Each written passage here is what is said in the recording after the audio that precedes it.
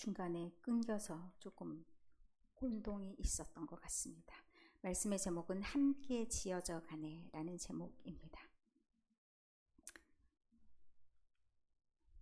요즘에 싱크홀이 많이 나타나서 갑자기 가다가 저런 상황을 딱 맞닥뜨리게 되면 미리부터 저것을 보고서 준비하는 사람들은 피해갈 수 있으나 그렇지 못한 사람들은 저게 꼼짝없이 당하는 일들이 생깁니다.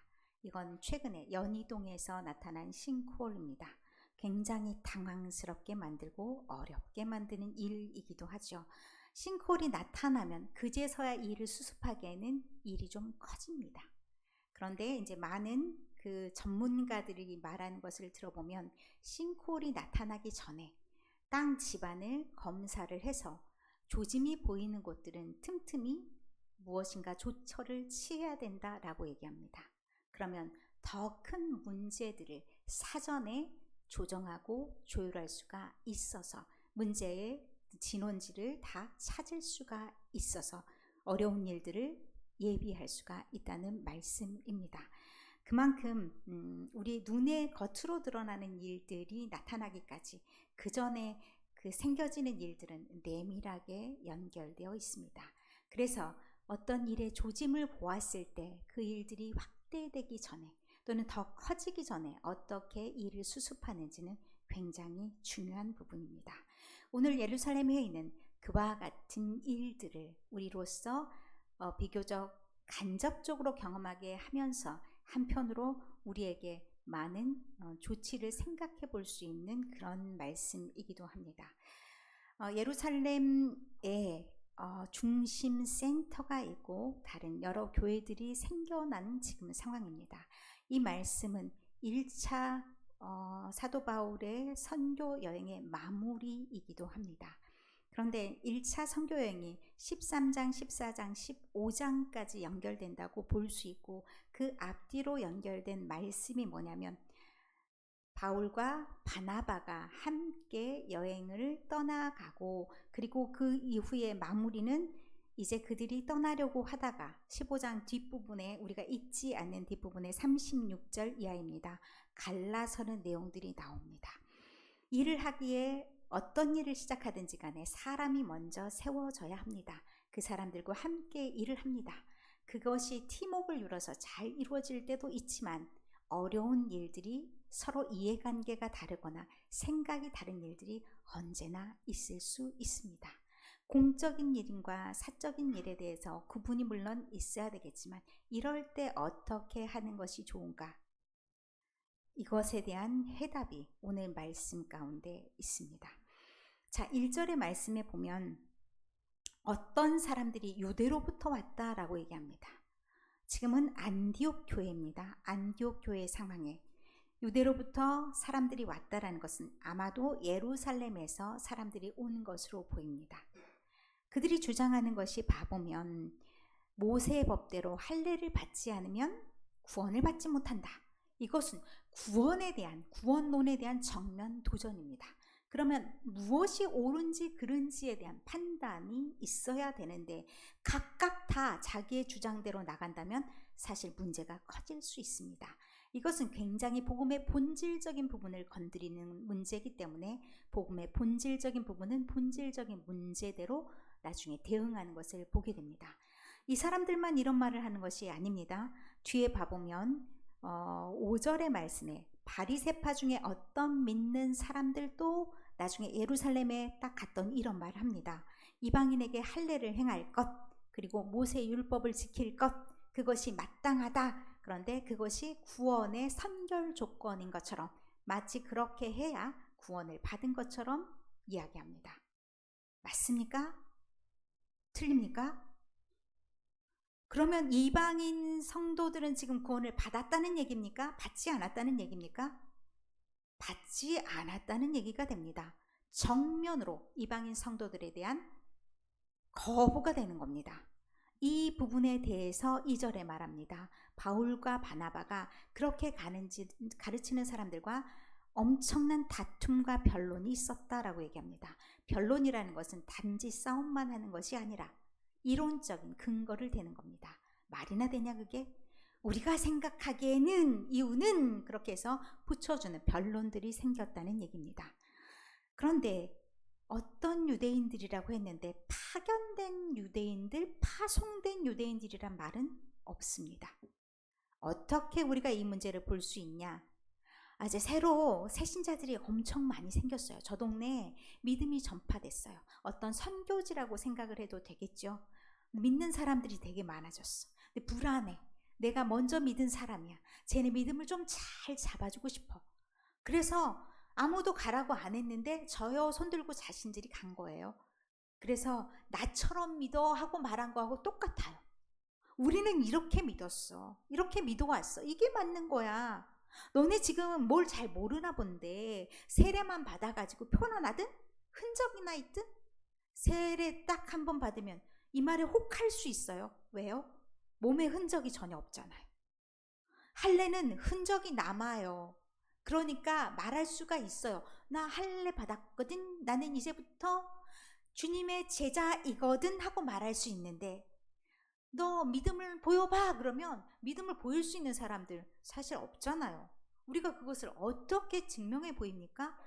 딱 그 아리까리한 그런 마음속에 깊이 파고드는 겁니다. 이렇게 하면 되잖아. 우리랑 똑같이 해봐. 우리는 있잖아. 딱 누가 봐도 믿을 수 있어. 우리는 구원을 받은 사람들이야. 이런 표징을 그들에게 딱 제시했을 때 엄마야 꼼짝없이 당할 수밖에 없는 그런 상황들. 웬만한 믿음으로서는 간질간질이 아니라 훅 넘어갈 수 있는 그런 상황이 될 수밖에 없습니다. 그러면 이들을 대표하는 이들에게 복음을 전파한 바울과 바나바가 이거에 대해서 정면으로 승부수를 던질 수밖에 없습니다. 그런데 이 동네에서 이러니 저러니 싸우면 될까요? 안 될까요? 이 동네에서 이 문제 가지고 싸우면 은혜 다 떨어져요. 그런 말 하죠. 교회 진짜 징그럽게 싸워가지고 심지어 전도 나왔는데 사거리에 다 나와서 여기가 우리 거, 여기는 우리가 원래부터 여기서 전도했는데 니네가 나왔다 안 나왔다 그렇게 사거리에서 싸움하고 있으면 어떻게 돼요? 은혜 다 떨어져요. 전도 돼요? 안 돼요. 저런 것들 봐봐. 쟤네들은 모이기만 하면 맨날 싸워. 안 나. 야 니네나 잘 살아. 이렇게 될 수밖에 없는 상황이죠. 그래서 어떻게 해요? 그 동네에서 싸우지 않습니다. 이 문제를 어떻게 해요? 정식으로 문제 제기를 합니다. 그리고 안디옥 교회에서 대표단을 파견합니다. 사절단이죠. 대표단을 파견해서 어디로 보내느냐? 예루살렘으로 보냅니다. 예루살렘이 모든 제자들이 지금 있는 곳이기도 하고 모든 핵심적인 예수님과 함께 동행했던 인물들 뿐만 아니라 주의 복음을 들었다 하는 사람들, 주의 복음을 머릿속에 기억하는 사람들이 다 거기에 있으니까 어디 이 문제를 가지고 한번 의논해 봅시다 하고 그분들을 초청하는 겁니다. 그래서 가는 중에 어떤 일들이 있냐? 교회가요, 어떤 문제에 딱 당면했을 때 어떤 일들이 일어나기 시작하면 그냥 올 스톱하기가 참 쉬워요. 아무것도 일하지 않고 그냥 그 문제에 너무 골똘하다 보면요, 본질을 잃어버리기 쉬워요. 교회가 이렇게 싸우는 이유가 뭡니까? 원칙, 그 원칙이 무엇인지를 알아가기 위한 거고 교회가 교회답기 위해서 싸울 수도 있어요. 어떤 것이 더 옳은지. 근데 선한 싸움, 보기에도 참 좋은 과정을 거쳐야 되는 거예요. 그럴 때 잊지 말아야 되는 게 평상시 행해야 될 일들은 행해야 되는 거예요. 그게 어디에 나와 있냐? 3절의 말씀에 나와 있습니다. 그들의 교회의 전송을 받고 베니게와 사마리아로 다니며 어떤 이야기를 하냐? 이방인들이 회개하고 주께로 돌아왔습니다. 이렇게 많은 사람들이 주의 복음을 받아들였습니다. 그러면 그곳에도 주의 형제들이 있고 그리고 우리와 한 마음으로 주를 섬긴다. 이것을 알려줌과 동시에 그들이 어떻게 믿고 있는 건지, 신앙생활을 잘 하고 있는 건지, 원래 주었던 복음과 달라진 것은 없는 건지를 점검하는 시간이기도 합니다. 그 과정을 잘 거칩니다. 왜? 목표를 분명히 하는 거예요. 지금 가는 것도 사실은 목표를 분명히 하는 거예요. 각자의 교회들이 다 따로따로 돼버리면 어떻게 됩니까? 그러면 이단 나와요. 각각 다 따로따로 내 마음에 믿는 대로 그렇게 되면 안 되기 때문에 일치를, 정말 하나님의 말씀이 어떤 것이 옳은가를 확인하기 위한 작업이라면 계속해서 일치를 만들어가는 과정들이 필요하다는 겁니다. 그렇게 해서 이제 사도들이 예루살렘에 도착합니다. 그리고 제일 먼저 누가 일어나서 말을 하냐? 베드로가 말을 합니다. 베드로의 이야기의 핵심이 딱 두 가지라고 저는 생각을 합니다. 6절에서 11절의 말씀이 베드로가 설교하는 내용입니다. 6절에서 11절 많은 변론이 있은 후에 7절에 드디어 이제 베드로가 일어납니다. 뭐라고 얘기하냐면 내가 무엇으로 선택받았는지 아냐. 난 이방인들의 사도로 선택받았다. 우리가 알고 있는 것과 다르죠? 이방인의 사도는 누구입니까? 바울이죠. 그런데 이 이야기를 하는 이유는 무엇일까요? 이곳에 모여있는 대다수의 사람들은 유대인들입니다.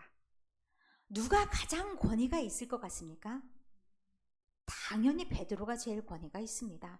베드로는 예수님의 제자였고 예수랑 같이 붙어서 이렇게 따라다녔던 사람이고 처음부터 끝까지 함께했던 사람이라는 걸 누가 알아요? 그 동네 사람들 다 알아요.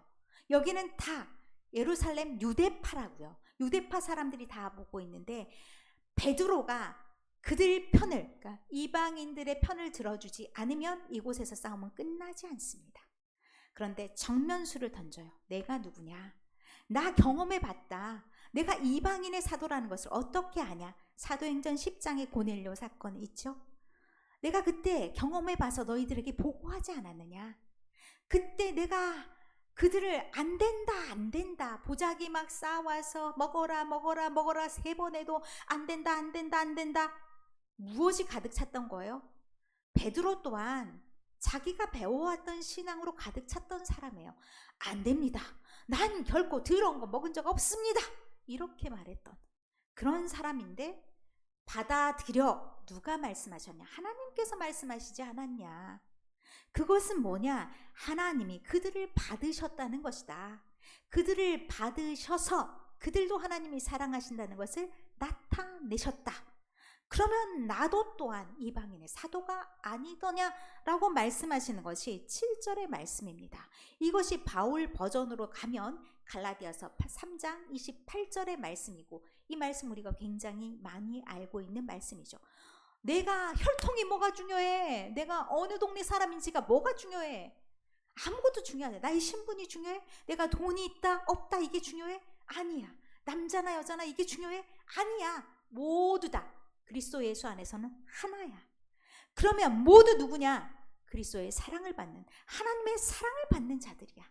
지금 이 안에 있는 교회 예배 잘 드린 아이고 이쁘네, 여기 안에 있는 사람들만 하나님께서 사랑하신다는 것이 아니고 이제 삐약삐약하거나 아니면 아직도 씨앗으로 땅속에 감추어진 그들, 믿음의 뿌리도 지금 보이지 않는 그들도 하나님께서 사랑하신다는 얘기고 모두를 향해서 하나님은 구원의 계획을 가지고 계신다는 말씀을 이 말씀을 통해서 얘기하고 계시는 겁니다. 그러면 너희가 너희 된 것을 자랑할 필요가 전혀 없다 이렇게 말할 수가 있는 거죠. 너희가 애시당초 태어나면서부터 하나님의 구원을 받았다고 누구는 되고 누구는 안 되고 이 방법이 어떻고 저 방법이 어떻고 말할 수 있느냐? 말할 수 없다 라고 얘기하시면서 그들의 마음도 이미 깨끗해졌는데 너희가 어찌하여 하나님을 시험하느냐? 하나님이 이미 깨끗게 하신 것을, 이미 하나님이 구원하시기로 작정해서 이미 구원하신 것을 마치 구원 안 받은 것처럼 구원의 선결 조건은 무엇이냐? 할례야. 무엇이냐? 율법을 준수하는 거야. 너희는 그거 없어. 너희를 받아들일 수가 없네. 우리가 한 교회로 믿길 수 있어? 없어. 이렇게 하면 안 된다라는 얘기를 하시는 겁니다. 그래서 더 강하게 어떻게 얘기하냐면 너희도 못 지켰잖아 하고 10절 하반절에 얘기하는데 우리 조상과 우리도 능히 매지 못하던 멍에라고 표현합니다. 할례는 행했겠죠. 근데 율법은 어때요? 지키기가 너무 어려워요. 잘 지키기 위해서 그들의 전통들이 있다고 말씀을 드렸죠. 세세한 전통들, 숨이 막힐 정도의 막 너무 구체적이에요. 그렇게 잘 지키기 위해 노력해도 쉽지 않지 않냐. 그런데 그 멍에를 목에다 딱 채우고 오라 가라 하면 그게 되겠느냐? 되지 않는다라는 얘기를 하는 겁니다. 이것이 우리가 더 잘 알고 있는 말씀으로 바꾼다면 골로새서 3장 13절이나 빌립보서 4장 5절의 말씀과 바꿀 수 있을 겁니다. 용납과 관용이라는 언어로 바꿀 수 있을 것 같습니다. 내가 마음에 들진 않아. 내가 완전히 이해하진 않아. 그러나 그럴 이유가 있을 거야. 쟤네들 속에서, 자기들의 문화 속에서, 자기들의 환경 속에서 저렇게 하는 것이 어찌 보면 당연할 거야 하고 받아들여 주는 것, 그게 용납이죠. 관용이라는 마음은 어떻습니까? 그냥 좋은 마음으로 봐주는 것, 그리고 받아들이는 것, 그것이 관용입니다. 그래서 이렇게 하면 안 되겠냐 하고 제안합니다. 한편으로는 어떤 얘기를 하냐, 하나님이 이미 받으셨다, 우리는 하나다. 그리고 한편으로는 서로 받아들여라, 그렇게 얘기를 하시면서 하나님이 차별이 없으신데 너희가 차별선을 긋고 이래라 저래라 말하는 것은 하나님이 원하시는 것이 아니다. 우리도 모두 주 예수의 은혜로 구원함을 받았는데 새로 들어온 저들에게 새로운 뭔가를 제시하는 것 바람직하지 않다라고 말씀하는 겁니다. 그리고 12절에 이제 야고보가 대표로 이 모든 상황에 대한 조정안을 내놓습니다. 조정안이 있어야 상호 의견들을 조율해서 뭔가 나아갈 수 있는 상이 생기는 겁니다. 이 조정안이 19절에서부터 21절의 말씀에 있습니다. 그러니까 긴 얘기는 생략하고 이제 야고보가 어떤 중심으로 결정을 했는지를 보려고 합니다. 19절과 21절을 보면 야고보의 결정의 원칙이 보입니다. 19절의 말씀에 보면 내가 생각하기에, 내 의견에는 이방인 개종자들을 대상으로 봤을 때 그들을 괴롭게 하지 않는 것이 필요하다. 최소한일 수도 있고 최대한일 수도 있죠. 그들을 최소한으로, 우리를 믿는 것에, 우리 그리스도교를 믿는 것에, 우리 기독교를 믿는 것에 장벽을 많이 놔두지 말아라. 야, 너 나처럼 교회 다니려면 똑바로 다녀. 예배에 빠지면 안 돼. 주일날 예배 다 나와야 되는 거. 어디다 대고 주일날 예배도 빠지고 너 교인도 아니야. 오지 마. 이렇게 해버리면 안 된다는 거죠. 우리 자녀들에게 흔히 이렇게 할 수 있습니다. 만만하니까. 그러니까 아유 진짜 아침에 교회 데려오기도 힘들고, 남편도 그럴 수 있어요. 교회 나오는 거 아우 차라리 나 혼자 가고 말어. 은혜 안 되네. 그리고 딱 던져버릴 수 있는. 그런데 어떻게 합니까? 그렇게라도 나오는 것이, 그렇게라도 한마디라도 듣는 것이 나, 이런 마음으로 받아들여주는 게 저 마음이 아닐까요? 돌아온 자들 괴롭게 하지 말고, 스리퍼 질질 끌고 오지 말고, 반바지 짝짝 그렇게 입고 오지 말고, 복장 단속, 단속, 다 단속하고 거룩하게 돼서 교회 오는 게 아니라 어떻게 해요? 그냥 먼저 최소한으로 나올 수 있도록 만들어주는 것이 필요하다. 원칙이 그겁니다. 두 번째는 그래도 기존에 있던 성도들을 무시하지 않는 게 필요합니다. 그게 어떤 거냐면, 성전에서 매주, 회당에서 매주 무엇을 읽냐? 모세의 오경을 읽습니다. 그 오경에서 늘 반복되어 나오는 그 말씀은 이들에게는 아마도 가슴 깊이 못 박혀 있는 말씀입니다. 그것만은 좀 지켜주자. 너희들이 그리스도인이라고 딱 했을 때 너희들의 문화 속에서 그리스도인임을 나타낼 수 있는 최소한은 있어야 된다. 그게 20절의 말씀입니다. 이게 조정안이라고 저는 보여지는데요. 20절도 있고 29절에 또 아래에도 나옵니다. 20절의 말씀은 야고보의 말씀으로, 그리고 29절의 말씀은 이제 예루살렘 회의에서 결정안으로 사람들에게 통과가 되는 겁니다. 우상의 더러운 것과, 그것이 29절에는 우상의 제물과 이렇게 나오고요. 피, 목매어 죽인 것, 음행을 멀리해라. 이것만 지키면 돼 라고 얘기합니다. 이방인들은 우상을 섬기는 사람들이죠. 그러면 어떻게 해요? 이 밖에 나와 있는 시장에 나오는 모든 고기는 무엇이냐? 제물이에요. 그 제물을 먹는 것이 유대인들이 딱 봤을 땐 와, 저것을 먹는다고? 어떻게 저게 그리스도이냐? 라고 생각할 수 있는 거죠. 우상숭배예요. 곧 우상숭배. 그러니 그것만은, 귀에 못이 듣도록 그 말을 들었을 사람들을 생각해서 그것만은 지켜줘라. 그것만은 지켜줘야 되는 거 아니냐? 이렇게 하면서 지켜나가는 거고, 핏째 먹지 말라는 성경에 누누이 나옵니다. 창세기부터 노아 언약부터 나와요. 원래 식물만 먹도록 에덴 동산에서는 있었어요. 그 이후에 이제 동물도 먹도록 한 게 노아 언약이에요. 그런데 그때 피는 먹지 마. 피는 생명이 있는 것이야 라고 얘기를 하셨습니다. 제물을 드릴 때도 어떻게 해요? 피는 쏟습니다. 그러면 이들 머릿속에 레위기, 신명기의 말씀, 창세기의 말씀을 통해서 너무 많이 들었어요. 우리가 너무 많이 듣는다고 외워지진 않지만 그래도 알아요. 하지 말아야 될 것을 알아요. 그런데 정말 하지 말아야 될 것, 부들부들 떨고 있는 그것을 행하는 사람 보면 마음이 어떻습니까? 징그러워요. 상대할 수 있어요? 똑같은 우리 동네, 우리 한 집단 사람이라고 말할 수 있어요? 없어요. 정말 징글징글하게 싫어하는 것들, 그리고 이게 또 하나님이 구약 때 계속 말씀하셨던 우상 숭배 금지하고도 연결되잖아요. 그리고 생명 존중하고도 연결되잖아요. 그래서 이런 것만은 하지 말자. 제발 원칙은 지키자. 그래서 본질적인 것은 건드리지 말고 나머진 다 버려. 할래 뭐가 중요한디? 중요하지 않아. 율법 너희도 못 지켜. 그런 거 중요하지 않아. 이것만 지키자. 그렇게 해서 본질적인 것들을 조정 안으로 내놓습니다. 이것만 합의하고 이것만 지켜나가고 나머지 것들은 상황에 따라서 문화에 따라서 다를 수 있다. 그럼에도 불구하고 다 그리스도 안에서 하나다라는 말씀을 하고 있는 겁니다. 그래서 에베소서 2장 20절 22절의 말씀이 오늘의 말씀의 종착지가 될 수 있을 것 같습니다. 우리가 터로서 세움을 받았는데 우리를 연결시켜주는 분이 누구시냐? 그리스도 예수시다. 모퉁이 돌이라는 것은 기초석이라는 것도 되고 가운데 딱 이음새라는 의미도 되기 때문에 그리스도 예수가 아니면 우리가 연결이 참 안 돼요. 그런데 우리가 믿는 사람들로서 모퉁이 돌 역할을 하는 사람들이 있어야 됩니다. 기초를 잘 닦아주는 사람들도 있어야 되고 이음을 해주는 역할을 해주는 사람들도 있어야 됩니다. 서로 다른 것들을 연결시켜줘서 목적이 뭡니까? 아름다운 주의 성전이 되어가는 것이 우리를 사용하시는 주님의 목적입니다.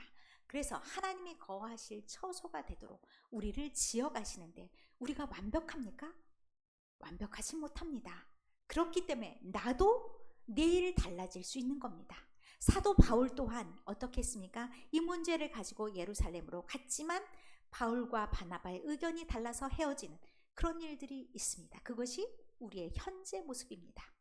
현재가 그렇더라도 내가 받아들일 수 있는 만큼 그것을 받아들이면서 내 안에서 갈고 닦고 최선을 다해서 받아들이려고 할 때 내일은 오늘과 다른, 그리고 내일은 조금 더 품을 수 있는 그런 사람들이 되어가는 겁니다.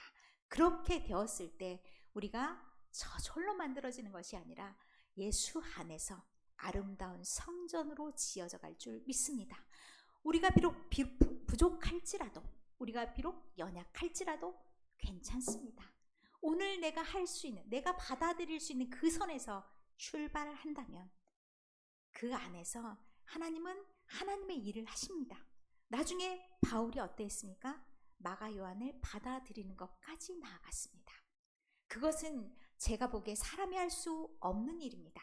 하나님이 다듬어 가시고 이끌어 가십니다. 우리가 비록 아직은 그렇지 못하다 할지라도 미리 포기하지 마시고, 우리는 지어져 가고 있는 사람, 평생, 언제까지요? 눈 감을 때까지 사실 그렇습니다.